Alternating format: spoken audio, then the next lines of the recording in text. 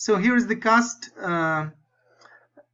concerning the iMessage and transactions send money.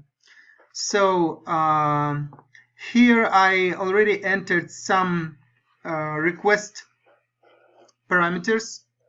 I mean accounts, type, amount, and I specified the user by email.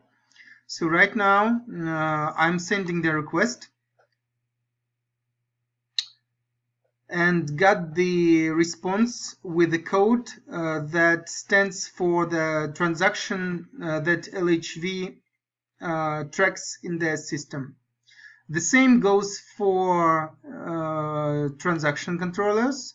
So right now I'm already entered also the same parameters and I send the request. And yes, everything looks fine. So we've got working transactions for the iMessage and transactions controller. In the database, they are added as these two last records. So one record is related to the iMessage, and the second one is related to the transactions. So as you can see, all the both of the transactions are confirmed by our functionality. So it seems that everything looks fine and it's working. So that's it. Thanks.